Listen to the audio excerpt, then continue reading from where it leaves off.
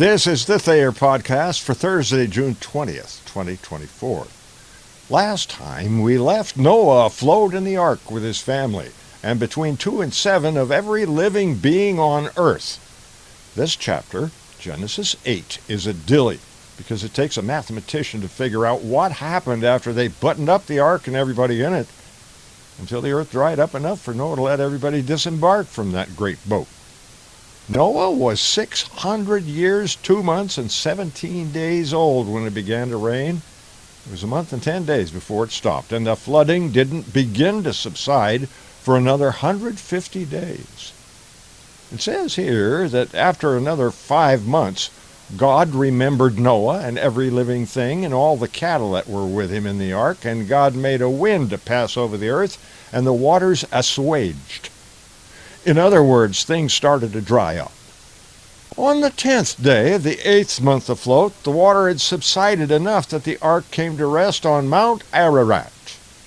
And there they sat for another 75 days, when the tops of adjacent mountains started to become visible.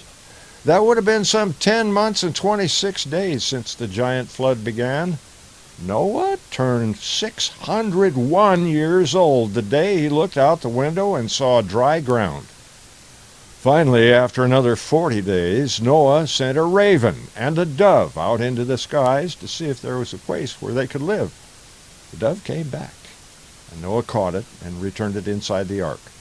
The raven never made it. This all happened after 12 months and 6 days cooped up in that huge wooden ship. Another week went by, and Noah sent the dove out again. It came back holding a sprig of acacia in its beak. This was the sign Noah had been waiting for, a sign that life was returning and the earth would soon be livable again. Finally, after another 2 months and 27 days, the floodwaters were gone, and God told Noah to get on out there. Total elapsed time from when God closed the door to the ark until the day he commanded Noah to get out and go about his business was 1 year, 2 months, and 10 days. In that time, the world was cleansed, and the breath of life was completely removed from the face of the earth, with the exception of all that was aboard Noah's ark. Right now, I got to tell you about biblical offerings. It says here in Genesis 8:20 that Noah builded an altar unto the Lord, and took of every clean beast and of every clean fowl, and offered burnt offerings on the altar. If you pay attention to the pagans of the world, you'll come to understand that burning members of your flock is a sacrifice in lieu of money.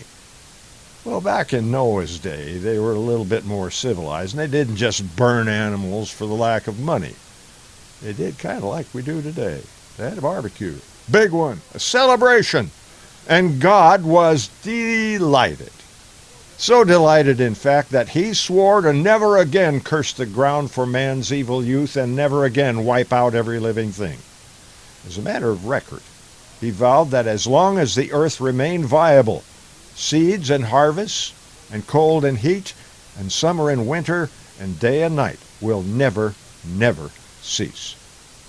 Coming up in episode 20, we'll look at what God did next. Till then, improvise, adapt, overcome. Semper Fi.